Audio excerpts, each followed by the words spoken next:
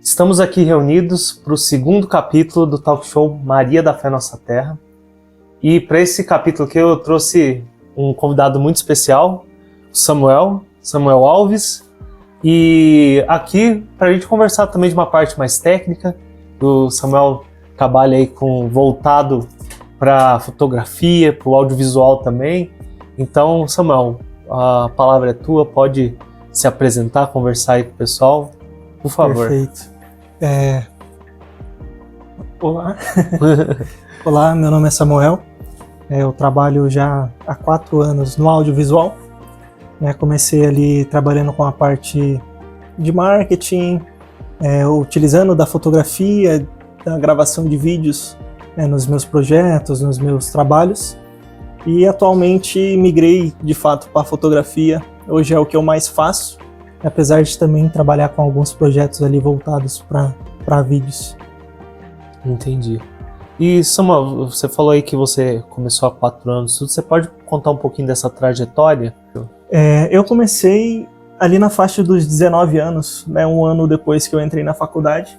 Eu tinha vontade de fazer alguma coisa e na cabeça de adolescente ainda eu tinha uma ideia de começar com audiovisual, tentar fazer alguma coisa que pudesse me fazer viralizar nas redes sociais.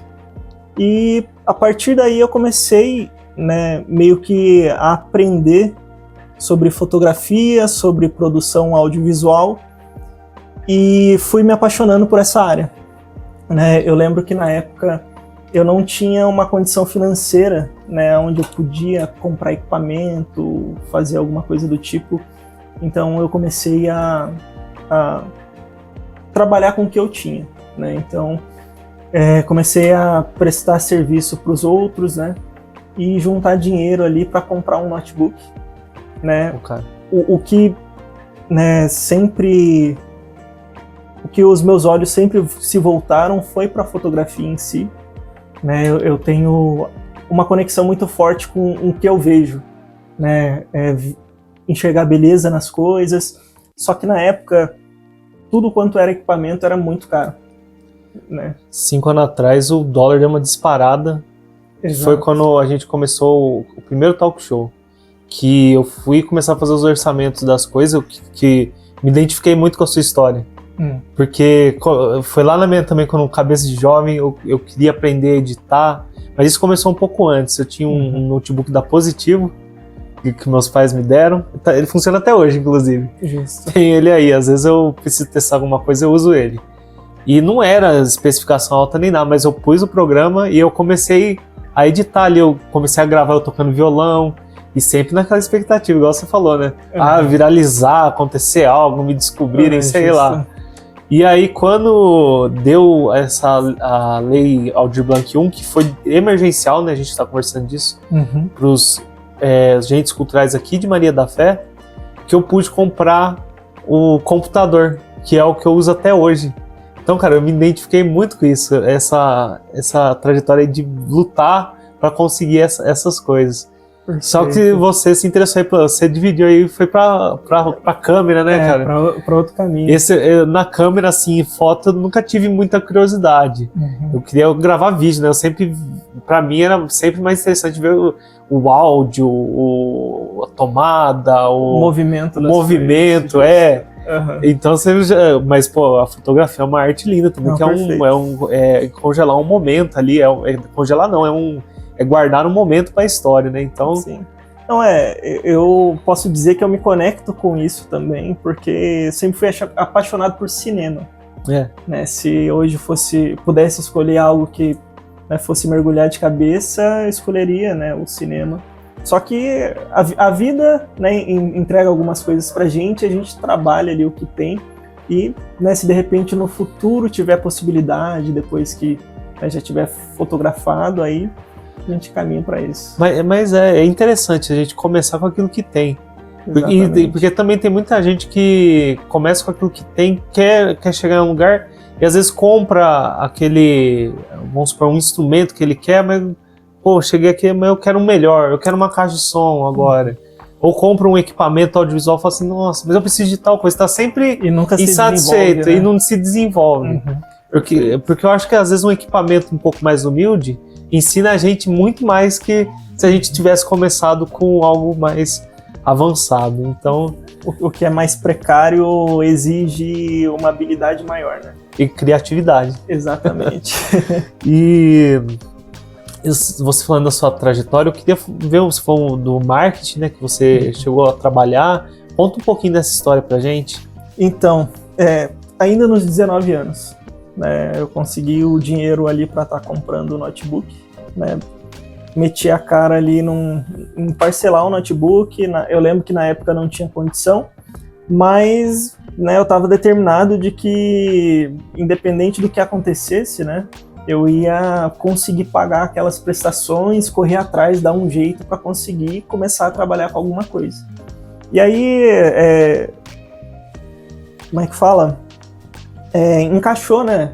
As coisas se encaixaram porque eu tinha acabado de entrar na faculdade. Eu vi que a faculdade é excelente, né, em questão de aprendizado, mas que não garante nada para você, né? Você tem que correr atrás das coisas. E aí na minha cabeça deu um start, eu falei, eu preciso criar alguma coisa, quero fazer alguma coisa.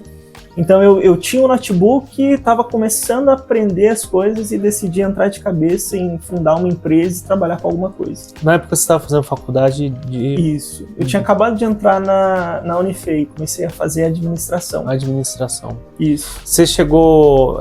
você se colocou de cabeça, né? Se enfiou de cabeça. Uhum. Então, cara, como que foi? Você chegou a sair da faculdade? Você completou a administração? Estou completando. Esse ano é o último ano para poder encerrar.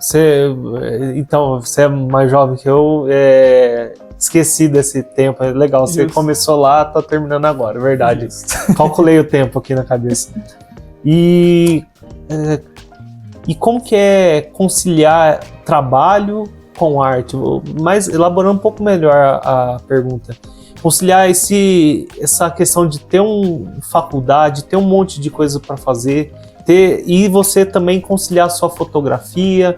Então, na verdade, você já concilia isso. Eu queria perguntar para você como que você faz isso também, cara. Perfeito. Não dá para você trabalhar em muitas coisas e fazer tudo bem feito.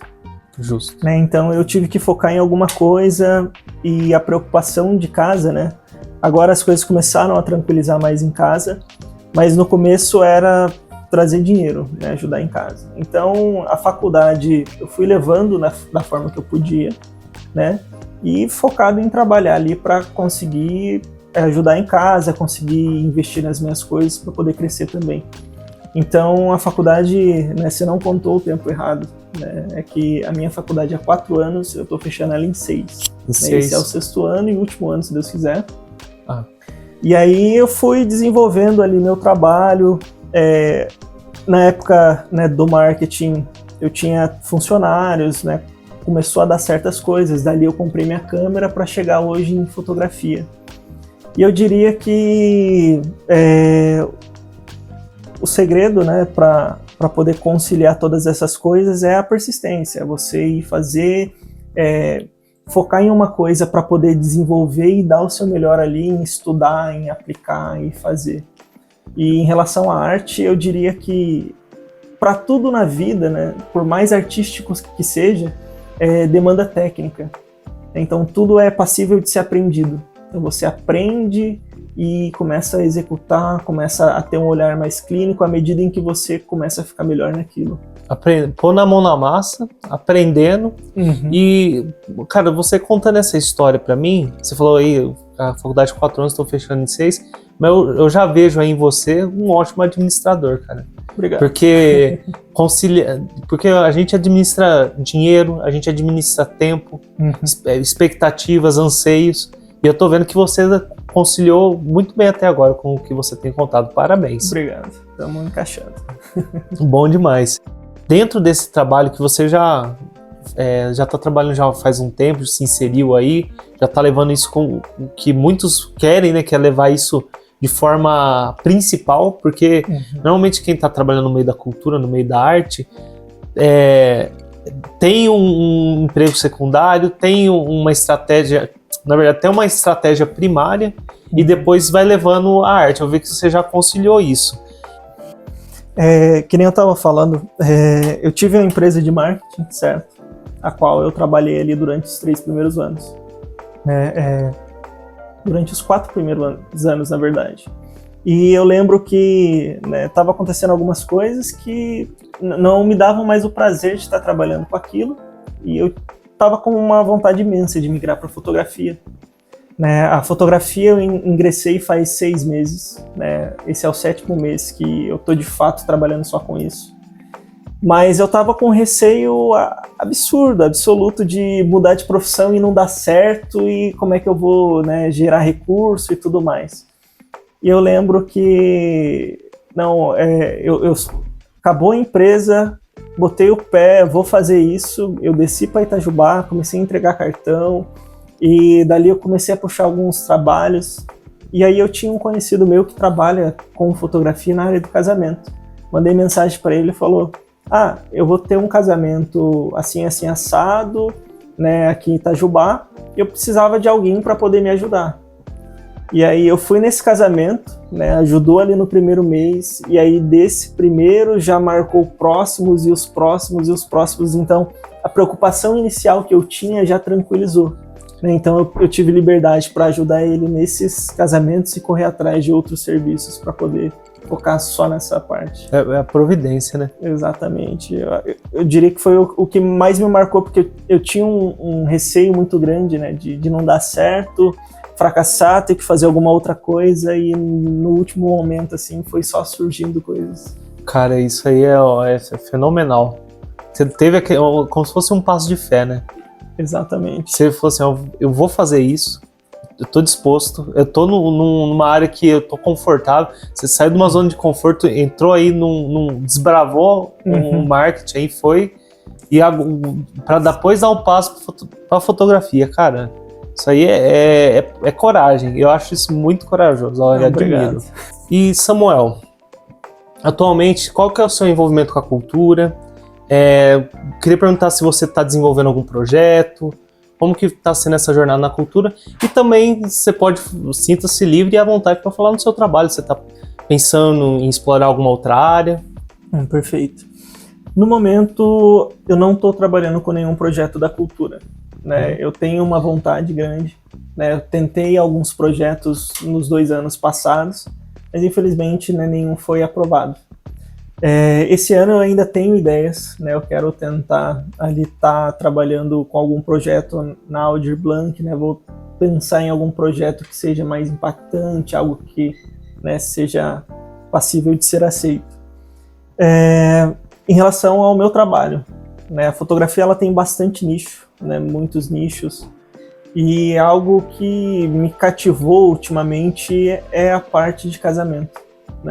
Eu comecei a fotografar, geralmente o fotógrafo quando começa a fotografar casamento é pelo dinheiro, Acontece bastante, né? Porque é um baita trabalho, uma baita responsabilidade, mas eu gosto desse caos, Comecei a fazer e pra mim é muito significativo, Tem uma responsabilidade muito grande, né? Também. É um momento que não volta, né? Exatamente. Pra quem tá casando, é um passo onde você literalmente muda de vida, Uhum. Você passa a constituir uma nova família, você passa a viver um novo universo ali seu. Então, eu diria que eu quero seguir para esse caminho, e trabalhando em outros projetos, Não quero abandonar todas as outras áreas, produção de vídeos. Apesar de eu ter um carro-chefe, que eu tenho em mente, eu ainda quero trabalhar em muitas outras coisas, que me dão prazer, assim, de fazer. Agora, conversando diretamente sobre fomento cultural, sobre leis de incentivo à cultura, qual que é a sua opinião sobre ela? E também você já falou um pouco dos projetos, você está se envolvendo nisso. Você tem alguma perspectiva sobre as leis de fomento estadual, municipal? Qual que é a sua opinião, sua perspectiva? O que você acha disso? Certo. Eu acho que é uma baita oportunidade, principalmente para os agentes culturais, de estar conseguindo engajar em um projeto e desenvolver isso. Isso é extremamente positivo tanto para o currículo, desses profissionais, quanto para permitir com que eles se desenvolvam. Eu acho que é um acerto ali, no sentido de permitir com que mais pessoas se engajem, possam estar participando, né, de projetos e tá trazendo tantos benefícios, né, tanto para quem desenvolve quanto para quem é impactado com o resultado desses projetos. E eu vejo também, você falou do currículo, tudo, e nossa, eu já fui contemplado com alguns projetos, todos a nível municipal, e cara, é uma responsabilidade, é gostoso. Eu gosto de falar do casamento, é aquela loucura, e cara, é gostoso, é gratificante, porque a gente tá ganhando para fazer essa contrapartida. É preocupante que a gente tem os acertos, a gente tem que ganhou, a gente tem que fazer, tem que realizar, e também outra coisa, vai a nossa assinatura, a nossa referência. Sim, com certeza. E cara, e é tão bom por causa que normalmente quando eu tive outras atividades culturais que me levaram até aqui, desde tocar em barzinho, que foi quando eu acho que eu iniciei, até começar a editar vídeos pro canal do meu pai, até chegar no talk show, tudo, eu não tinha nada formalizado. O que eu tinha era uma foto que alguém tirou, postou, um vídeo que eu gravei tocando, e essas coisas elas formalizam a gente nesse âmbito cultural. Então, olha, assim, você pegar ali um carimbo e falar assim, ó, fui eu que fiz, eu tô aqui, gente. Então, você falando do fomento cultural, é uma área muito gratificante, eu posso te dizer. Você tá recebendo o fomento, o dinheiro para você realmente você trabalhar e falar assim, você já tem essa experiência, fiz marketing, trabalhei com uma empresa, uma agência, trabalho como fotógrafo, sou remunerado por isso. Agora a gente que vinha de uma remuneração às vezes de barzinho, ou às vezes só pelo fazer, quando a gente recebe, a gente fala assim, nossa, eu tô trabalhando e ganhando pra isso, cara. E que nem eu disse, o pessoal às vezes fala assim, nossa, estão ganhando pra fazer o quê? Eu falo assim, a gente tem muita responsabilidade.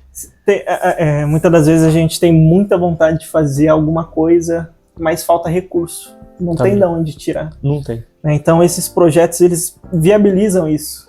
Eles entregam para você a chave e falam, ó, tá na sua mão, vai lá e faz. E aí você tem possibilidade de estar desenvolvendo isso. E isso é incrível. E eu falo, cara, nossa, foi divisor de águas. Lá na pandemia, quando aconteceu o primeiro fomento cultural, que foi emergencial, foi para socorrer, e eu tava querendo fazer isso, já vinha persistindo, foi um divisor de águas para mim. Legal. Muito bom. Você falou para fotografia, dos nichos, tudo das suas as suas expansões que você tem pretendido, mas eu queria conversar assim, se fosse escrever um projeto, seria voltado para o quê? Ou eu tenho uma ideia de futuramente estar trabalhando num projeto assim, se você quiser compartilhar algo assim. No que diz respeito às leis de incentivo, né, por enquanto eu não tenho uma ideia muito clara, pré-definida. Eu tenho algumas ideias, eu quero trabalhar ali com um público mais carente, eu quero entregar algo que seja relacionado ao que eu entrego, né, que seria a parte visual, a parte da fotografia em si. Então, de repente, montar alguma coisa relacionada às famílias, né, permitir com que famílias carentes tenham essa disponibilidade, né, de um fotógrafo para poder estar fazendo ali fotos deles, né, ou de repente até de casamento, né, porque muita gente acaba deixando de contratar fotógrafo, fazer isso, fazer aquilo, porque tem muito pouco recurso. Reduzir gastos. Exatamente, então eu vejo como uma oportunidade, né, de estar fazendo o meu trabalho e estar entregando para quem também precisa, né, porque muitas das vezes as pessoas veem a fotografia como algo simples, às vezes até banal, mas é uma memória, né, que você guarda ali e para sempre, quando você abrir, você vai ter ali uma reflexão do que foi aquele dia, você vai enxergar a emoção que você teve no dia, entende? Então eu acho isso muito louvável, né? E toda pessoa, para mim, tinha que ter. É uma profissão assim que ela é cirúrgica, ela é uma coisa que tem um valor que transcende o preço, a entrega. Exato, você falou perfeitamente. E, cara, como que você consegue, assim, aliar a técnica E a parte artística, né? Porque às vezes tem gente que fala da inspiração, né? Ela fala assim, nossa, inspirei e aquele momento me fez realizar aquela fotografia, para quem é cantor, para quem é músico, aquela performance, mas tem que ter a técnica, né? Então como que você consegue mesclar essas coisas? O que você acha que te faz mesclar essas coisas? Ou às vezes até uma característica sua, ou algo que realmente você pense, não, eu faço assim e eu consigo conciliar. Certo. Eu diria que a inspiração ela é muito importante, sim, certo? Mas eu acho que ela está no segundo plano.